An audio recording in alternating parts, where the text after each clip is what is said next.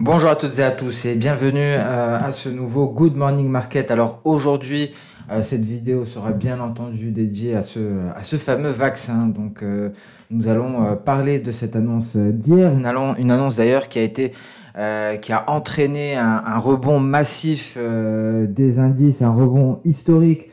Le Russell 2000 a gagné près de 4,21%, le Dow Jones 2,95%. Et donc c'était un retournement de situation. Nous avons assisté hier à une rotation sectorielle des marchés. C'est ce que nous allons aborder aujourd'hui. Nous allons essayer de voir ce que signifie cette annonce de vaccin et donc son impact sur les marchés. Donc vaccin contre le Covid. Que savons-nous à l'heure actuelle? C'est par cela que nous allons commencer. Alors Pfizer et BioNTech ont annoncé que leur candidat vaccin contre le coronavirus avait donné des résultats prometteurs lors de cette fameuse troisième phase des essais cliniques. Alors nous avons ci-dessous une liste des principaux faits concernant ce vaccin qui nous a été annoncé hier. Alors c'est un essai à grande échelle, donc 43 000 participants. Les participants ont reçu soit un vaccin candidat, soit un placebo. Ces participants ont reçu 2 doses de vaccin. 10% des participants ayant été vaccinés ont contracté le Covid-19. Et donc ce vaccin a été efficace à 90% dans la prévention du Covid-19. Alors les deux entreprises, Pfizer et BioNTech, prévoient donc la production de 50 millions de doses en 2020 et jusqu'à 1,3 milliard de doses en 2021. Et donc pour le moment, Pfizer et BioNTech sont dans l'attente de l'autorisation d'urgence de l'autorité américaine. Alors nous avons détaillé tout cela sur notre site, vous retrouverez l'article sur le lien ci-dessous, vaccin Pfizer-BioNTech en résumé. Donc des marchés qui espèrent que ce vaccin sera le signe d'un retour à la normale, même si le retour à la normale ne se fera que très progressivement. Alors, ce qu'il faut savoir, c'est que ces données de la phase 3 sont extrêmement prometteuses. C'est une lumière au bout du tunnel. Il reste cependant quelques obstacles à franchir avant que ce vaccin puisse nous sortir de cette crise sanitaire. Donc à droite, voici un article Reuters. Il faut savoir que les essais vont se maintenir jusqu'à la fin du mois de novembre, que les résultats devront être vérifié par des pairs dans un journal médical. Et bien entendu, tout cela prendra du temps. Et donc, nous sommes seulement à la première phase et donc à l'annonce, si je puis dire, préliminaire. D'autres étapes restent à venir. Et à noter également que le docteur Fauci a déclaré que Moderna pourrait également avoir des résultats similaires, des résultats qui seront publiés vers la fin du mois. Alors, qu'est-ce que cela signifie concrètement pour les marchés? Alors, effectivement, c'est la lumière au bout du tunnel. Même si la pandémie fait rage actuellement, ça nous offre l'espoir d'un retour complet à la normale, ce qui est déjà énorme parce que nous étions bien loin de cela. Nous étions en train de baigner dans une incertitude grandissante sans savoir à quel moment les économies pourraient revenir à la normale. À titre d'exemple, Emmanuel Macron, lors de sa dernière allocution, nous avait parlé du début d'été 2021, sans fondement. Mais là, effectivement, on va pouvoir commencer à sérieusement se projeter et à avancer éventuellement des dates approximatives de retour à la normale, chose qui n'était pas possible avant, des choses qui étaient faites simplement pour des raisons politiques. Et donc un espoir qui donne un vaccin qui donne cet espoir de retour à la normale. Le but maintenant pour les gouvernements sera de survivre, de ne pas couler jusqu'à ce que la vaccination soit étendue. Alors cela, à long terme, à court terme, cela pousserait des gouvernements à confiner sans hésitation, étant donné que actuellement nous avons plus de visibilité. La situation est grave, donc on peut se permettre de confiner en se disant que ce sera très certainement la dernière fois. Nous avons beaucoup plus de visibilité. Ceux qui étaient réticents à confiner pourraient franchir le pas. Et donc le but sera de maintenir un coût financier faible pour pouvoir rembourser justement la dette face à des gouvernements qui sont actuellement surendettés, notamment des États-Unis qui sont en plein milieu d'une vague pandémique et une situation qui ne cesse de s'aggraver. Donc voilà ce que cela signifie concrètement. Alors à présent, quels sont les gagnants et les perdants de cette crise? Tout d'abord, nous allons raisonner d'une manière générale, parler de tous les marchés. Ensuite, nous allons affiner quelque peu pour parler du marché action. Alors, il faut noter que nous avons pu constater un retour en force des marchés de la vieille économie. Ceux qui étaient les plus touchés sont ceux qui se redressent, sont ceux qui retrouvent des couleurs suite à l'annonce de ce vaccin. On les retrouvera à droite. Ici, c'est le top et le flop que l'on retrouve sur la plateforme Xstation 5. Donc, en première place, nous avons les pétroles, bien entendu, car un vaccin signifierait un retour de la mobilité, un retour également des voyages. Donc, cela résoudrait complètement les problèmes de demande et pourrait contrebalancer les difficultés que nous rencontrons d'un côté de l'offre. Ça changerait absolument tout. Et ensuite, nous avons donc cette fameuse vieille économie, donc les indices européens principalement, qui sont en tête de liste avec l'indice espagnol, l'indice français, l'indice autrichien, le Russell 2000 des petites capitalisations, donc ces small caps, et ainsi de suite. Donc la vieille économie est en train de retrouver des couleurs, mais également les devises émergentes, donc ceux qui avaient le plus souffert justement de cette pandémie. Alors nous allons détailler les gagnants et les perdants. D'un côté, nous l'avons dit, nous avons les indices, et donc les indices plus particulièrement de la vieille économie, comme par exemple le Russell 2000 en opposition au Nasdaq. Le Nasdaq qui représente les valeurs technologiques et donc cette nouvelle économie qui était en train de grignoter du terrain à la vieille économie. Donc actuellement, ce qu'il faut garder à l'esprit, c'est que justement ces indices qui reflètent cette vieille économie pourraient progresser davantage, plus que ce qui était prévu. Les matières premières également, nous avons principalement, on l'a dit, les pétroles avec une bien meilleure orientation de la demande pour les années à venir, après 2020, donc 2021, 2022, 2023 et ainsi de suite, lorsque les restrictions seront complètement levées. Et nous l'avons dit, grâce à ce vaccin, on pourrait retrouver un retour au voyage et donc que ce soit des voyages par voiture, donc demande d'essence, ou par avion, et donc retour de la demande de kérosène. Alors on va également, le grand gagnant, ce sera justement ces contrats d'émission de CO2 sous le CFD émises. Pourquoi? Car plus d'activité est égal à plus d'émissions de CO2, donc les entreprises auront besoin de plus de droits d'émission en vue de continuer à travailler, tout simplement. Et les grands gagnants également sur le marché des changes, ce sont les devises des économies émergentes comme le BRL, le MXN, le ZAR et le PLN. Les perdants, ce sont principalement les valeurs technologiques, donc les indices à forte connotation technologique à l'image du Nasdaq ou du Kospi 200. Et donc ces indices-là sont ceux qui seront le plus impactés par un retour à la normale. Au niveau des matières premières également, nous avons le gold et le silver. Pourquoi? Car nous avons une baisse du risque, une baisse de l'incertitude, des rendements obligataires plus élevés, mais cependant à noter que cette baisse du gold et du silver pourrait n'être que temporaire, car les banques centrales restent en soutien extrême. Alors, sur le marché des changes, bien entendu, les valeurs refuges perdent énormément de terrain, à l'image du franc suisse et du yen japonais. Pardon. Donc voilà pour les gagnants et les perdants, quels que soient les marchés. On va peut-être à présent s'intéresser au marché actions, les gagnants et les perdants de ce fameux vaccin. Tout d'abord, quels sont les gagnants? Nous avons ici une liste de 5 actions, ce sont celles qui ont le plus bénéficié de cette annonce. À droite, 5 actions qui ont été frappées de plein fouet par cette annonce. Et donc, généralement, ce sont des actions qui avaient bénéficié des confinements et nous avions parlé de quelques-unes d'entre elles. On va commencer par les gagnants. Nous avons AMC Entertainment Holdings qui gagne 60,64%. C'est la plus grande chaîne de cinéma au monde. C'est tout à fait naturel, une telle progression. On comprend pourquoi. Nous avons également SSP Group plus 53,38%. C'est une société de restauration. Nous avons Rolls-Royce également plus 53,26%. Et c'est pour la production de moteurs d'avion. Nous avons Park Hotels and Resorts plus 38,78%. C'est un REIT qui investit dans les hôtels et les centres de vacances. Et nous avons Hawaiian Holdings plus 43,32%. C'est une compagnie aérienne qui dessert principalement Hawaï. Donc voilà pour les gagnants. On arrive à comprendre assez instinctivement pourquoi ces entreprises ont gagné du terrain suite à l'annonce d'un vaccin. Tout simplement pour la première, la réouverture des cinémas. Pour la seconde, le grand retour des restaurants suite à la levée des restrictions. Par rapport à Rolls-Royce, tout simplement le retour des voyages et donc la production d'avions et retour de la demande pour justement les moteurs d'avion. Et concernant Park Hotel and Resorts, tout ce qui est hôtel et centre de vacances avec le retour du tourisme, et Hawaiian Holdings également, le retour du tourisme, notamment en direction d'Hawaï. Donc voilà pourquoi ces entreprises ont gagné du terrain, quels sont les perdants.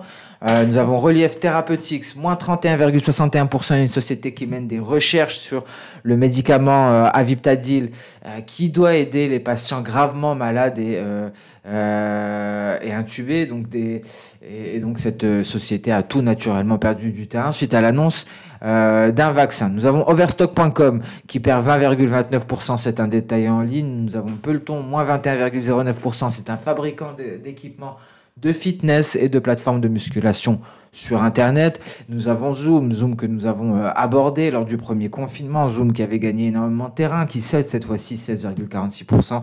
C'est bien entendu une plateforme de conférence en ligne qui avait explosé suite à la généralisation du télétravail pendant les confinements. Et donc ces réunions d'entreprises qui se déroulaient sur Zoom ont permis à l'action de gagner énormément de terrain et de profiter du confinement. Et enfin, nous en avions parlé également lors du premier confinement et les gagnants, Netflix qui a cédé cette fois-ci 7,84%. On la présente plus, c'est du streaming, une des entreprises les moins performantes du S&P 500 hier. Donc pour résumer, la vieille économie, en particulier les voyages et les loisirs, retrouvent des couleurs au détriment de la biotechnologie laissée pour compte dans la course au traitement, mais également de la technologie et du commerce électronique. Et c'est une situation qui pourrait bien se prolonger. Alors, ce qu'il faut garder à l'esprit tout de même. Alors, la situation il faut détailler la situation actuelle. Nous ne sommes pas sur un creux de marché baissier pour espérer quoi que ce soit. Il faut garder à l'esprit que l'US 500, le S&P 500 est 30% plus élevé qu'il y a 2 ans et 17% plus élevé que l'année dernière. Le DAX, quant à lui, est 15% au-dessus de ces niveaux d'il y a 2 ans et à peu près un niveau équivalent l'année dernière. Ce ne sont pas des niveaux bas et les indices américains sont surévalués sur toutes les mesures. On retrouve ici le S&P 500 avec les différents ratios, notamment des indicateurs et donc des indices américains qui sont clairement surévalués et donc une reprise qui a été alimentée par une expansion multiple. Donc il faut garder à l'esprit que les actions de valeur pourraient continuer de leur côté à se rétablir. Car malgré le fait que les indices sont généralement à des niveaux extrêmement élevés, hier nous avons même eu des records historiques lors de cette annonce, il faut savoir que les ratios valeur-croissance restent extrêmement faibles. Alors maintenant que l'on peut envisager un retour à la normale, même s'il ne sera pas pour demain, ce retour à la valeur pourrait être durable. Donc la stratégie la plus évidente est d'acheter justement ces fameuses actions de valeur, voire des CFD sur le court terme. On peut constater ici sur le graphique de droite qu'il est une marge considérable en vue de cette rotation sectorielle. Voilà, donc ceci étant dit, nous allons revenir sur la plateforme Xstation 5. Il était important de faire le point après un tel rebond, un rebond historique que l'on voit ici graphiquement. Nous avons donc un DAX actuellement largement au-dessus des 13 000 points, le CAC 40 bien loin de ce seuil psychologique des 5000 points à 5346. On voit ici le comportement du Nasdaq. Un Nasdaq qui s'est replié pour repasser sous la barre des 12 000 points et un S&P 500 collé à ses records historiques. Un Dow Jones qui n'est pas bien loin. Donc une situation très mouvementée hier, un rebond historique justement. Cette première semaine, nous avions appris le nom du nouveau président américain. Nous avons pris connaissance justement de ce vaccin qui pourrait être très prochainement commercialisé. Et donc, nous l'avons dit, les hausses ont été massives à Wall Street. Nous avons notamment le S&P 500 qui gagne 1,17%, le Dow Jones 2,95%, le Russell 2000, je l'ai déjà dit, 4,21% et le Nasdaq qui s'est replié d'1,53%. Alors que s'est-il passé en Asie suite à cela? En Asie, les indices ont évolué tout de même en ordre dispersé. Il faut savoir que le Kospi coréen, et le Nikkei ont gagné 0,2%. Le S&P ASX 200 s'échange à la hausse de 0,6% quand les indices chinois évoluent en territoire négatif. Nous avons également eu d'autres nouvelles. À noter que la Réserve fédérale a publié hier un rapport sur la stabilité financière. Et donc, la Banque centrale affirme que l'impact d'un nouvel assouplissement monétaire pourrait être limité et que les actifs pourraient connaître une forte baisse si la pandémie n'est pas continue. On a eu également des nouvelles de la part concernant les traitements par anticorps développés par Eli Lilly, qui a reçu l'approbation des États-Unis pour une utilisation en urgence. On a également eu cet essai de vaccin contre le coronavirus développé par le chinois Sinovac qui a été interrompu suite au décès d'un participant au Brésil, un décès qui ne serait pas lié au vaccin tout de même. À noter que également le ministre japonais de l'économie a confirmé qu'un autre plan de relance était prévu. Très rapidement, petite parenthèse sur la politique américaine, je pense qu'on en a assez eu dernièrement. Alors l'équipe de Joe Biden envisage une action en justice au cas où l'administration ne reconnaîtrait pas sa victoire et empêcherait la transition. Donc, pour l'actualité économique et financière, qu'en est-il du calendrier économique? Un calendrier très allégé aujourd'hui. On prendra connaissance de l'indice ZOO, du sentiment économique en Allemagne, et par la suite, ce seront des discours qui devraient rythmer la soirée notamment. Donc, pas beaucoup de chiffres aujourd'hui. On a d'ores et déjà pris connaissance du taux de chômage en France. La valeur publiée est de 9%. Donc le chômage est en hausse. Les prévisions tablaient pour 7,9%. Et la valeur précédente était de 7,1%. La valeur qui avait été publiée ici et qui avait donc marqué ce creux. Donc voilà pour les chiffres dont nous avons pris connaissance. Nous avons donc parlé de ce fameux vaccin. Il est peut-être temps de nous intéresser au compartiment action, plus particulièrement avec les indices, voir ce qui s'est passé ici. Alors on va essayer de faire le point. Donc concrètement et assez clairement, les perspectives sont haussières pour le DAX. Ici, le but pour le DAX sera d'aller chercher les 13 400 points. Les récents sommets ici du 4 septembre. On a franchi cette oblique baissière que l'on retrouve en pointillé ici. C'est très justement ce qui nous donne la justification de notre biais haussier. Dans un premier temps, on en avait parlé hier d'ailleurs, un franchissement du nuage permettrait d'envisager des perspectives haussières, mais seul un franchissement validé de cette oblique baissière en pointillé permettrait d'envisager un retour vers les sommets de début septembre. C'est exactement ce qui est en train de se passer. Donc ici, on va essayer d'apprécier la situation en données H4. On notera ce pullback sur cette oblique baissière. On est revenu prendre appui sur la Tenkan avant de repartir à la hausse. Donc, et à noter ce gap breakaway. Il n'y a qu'un gap de rupture qui a permis de nous affranchir de cette moyenne mobile de 100. Je vous rappelle que cette moyenne mobile de 100 avait été un peu notre point de repère sur le DAX en intraday. Une moyenne mobile de 100 d'ailleurs qui ressemblait, qui pouvait être vue comme une ligne de coup lorsque nous avons pris connaissance de cette ETE, une ETE qui a signé le départ du repli, un repli qui est allé chercher un creux aux alentours de 11 275 points avant de repartir à la hausse.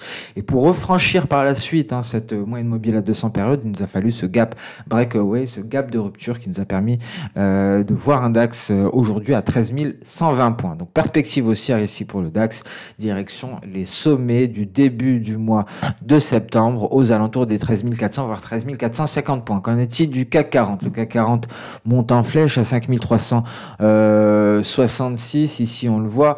En données journalières, on va ajouter Ishimoku. On a eu franchissement de tous les éléments ici. À l'image du DAX, le franchissement du nuage s'est fait de pair avec le franchissement de l'oblique baissière par un gap breakaway, encore une fois, un gap de rupture qui nous permet donc d'aller chercher les niveaux que nous connaissons actuellement avec pour prochaine cible les 5520. Si cet élan haussier se poursuivait. Alors qu'en est-il du mauvais de la classe aujourd'hui, le dernier de la classe, pardon, le Nasdaq.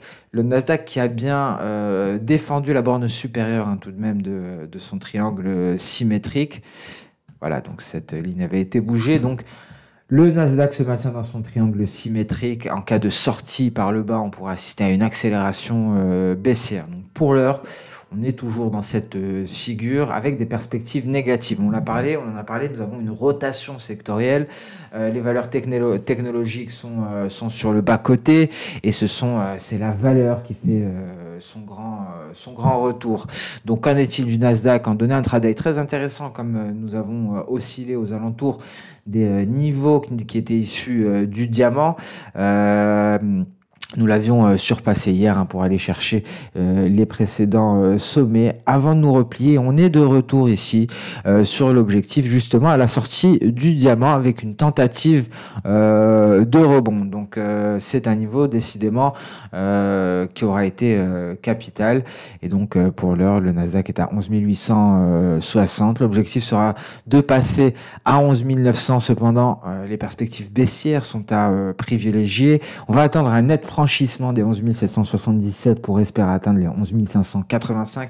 Concrètement, les différents paliers sont là. Ceux que l'on a réussi à escalader, à monter à l'image d'une flèche seront refranchis très certainement à la baisse au vu de cette rotation sectorielle. À noter ici que nous avons également testé pratiquement avec une grande précision cette oblique haussière en pointillé qui reliait les différents creux et ce depuis assez longtemps, depuis la fin du mois d'avril. Donc on a eu un pullback et ce qui avait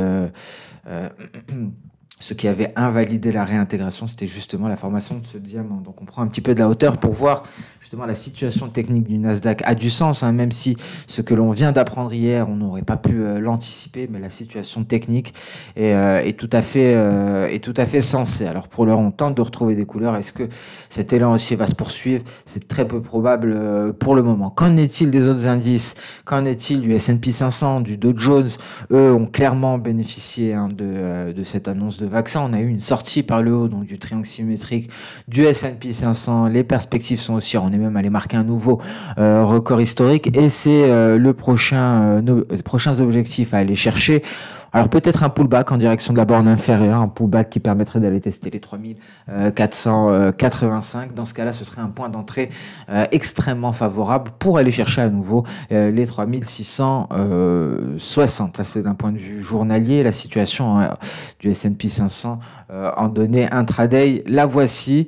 Et donc ici, on est repassé au-dessus des 3545. On peut donc espérer aller chercher les 3585. Dernier rempart avant le top qui a été marqué hier. Alors qu'en est-il du Dow Jones? Le Dow Jones également est sorti par le haut de ce fameux canal baissier et donc c'est un signal d'achat et la prochaine cible ce sera donc ces précédents sommets du mois de février à 29 564, dernier rempart avant le top qui a été marqué hier, donc concrètement avant les 30 000 points pour le Dow Jones. Pour rappel, au plus bas de la crise, on parlait d'un Dow Jones à 15 000 points. On était sur le point, on allait chercher les 15 000 points.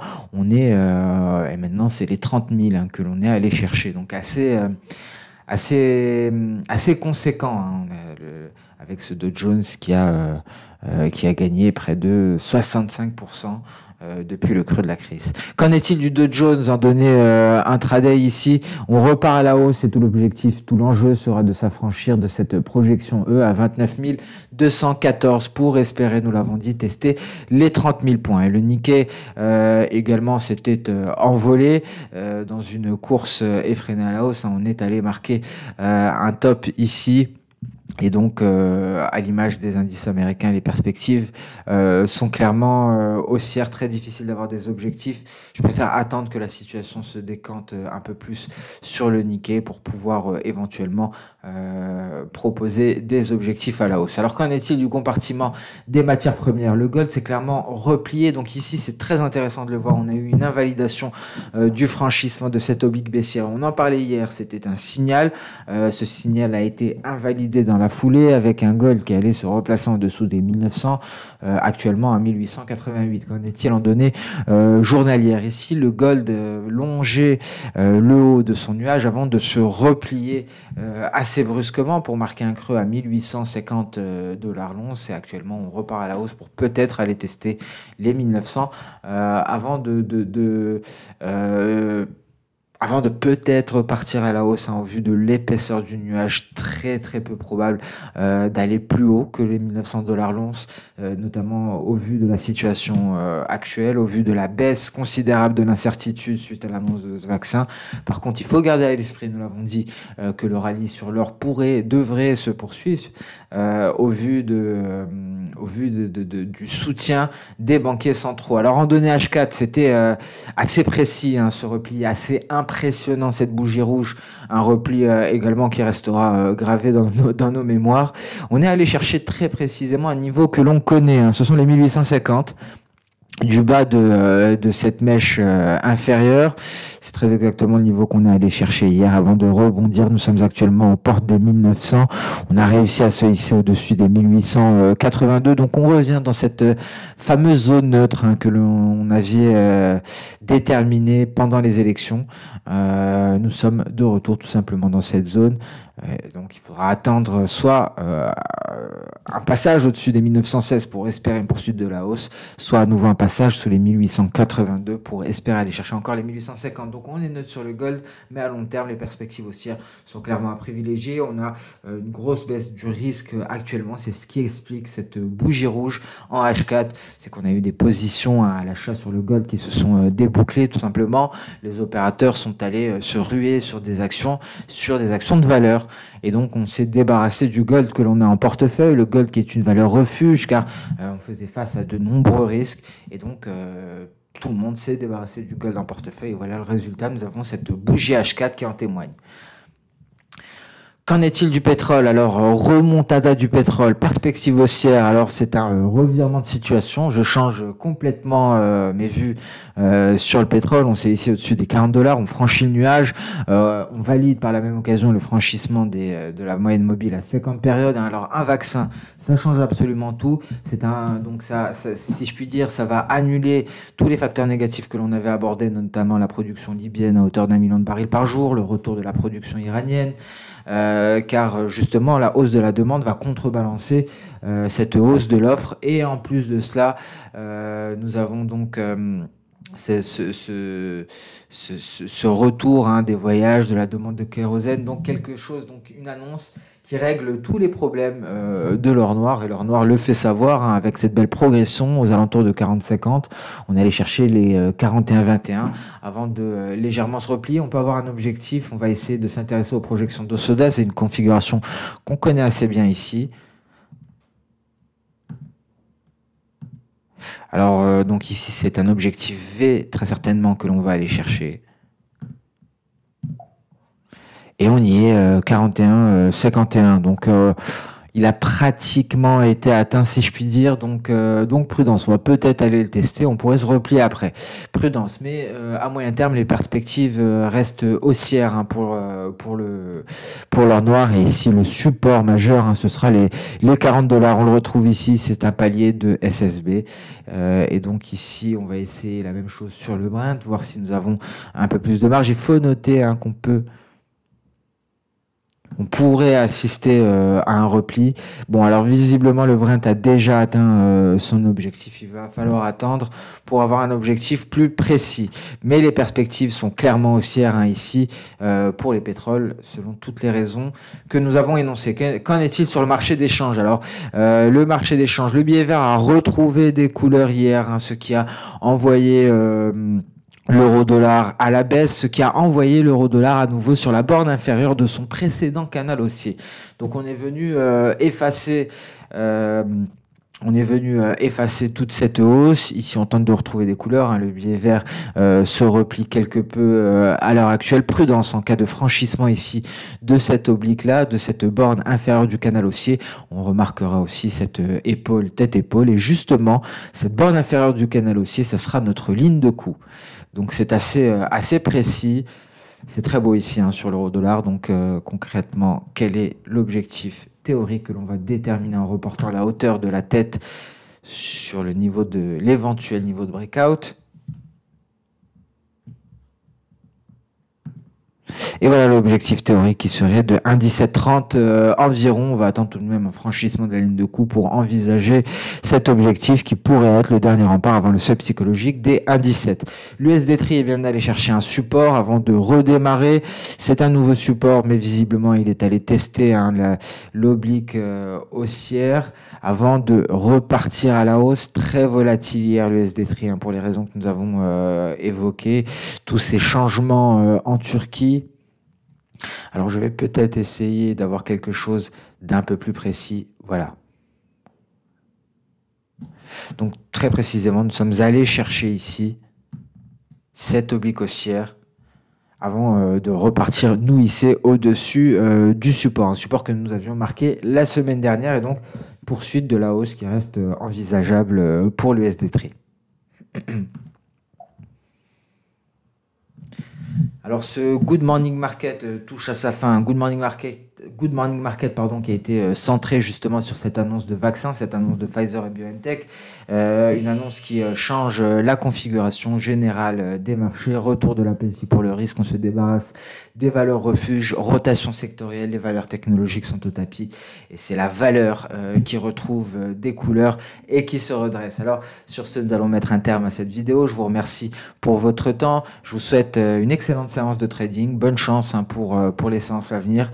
Et donc, comme d'habitude, n'hésitez pas à liker, commenter ou même partager cette vidéo. Au revoir.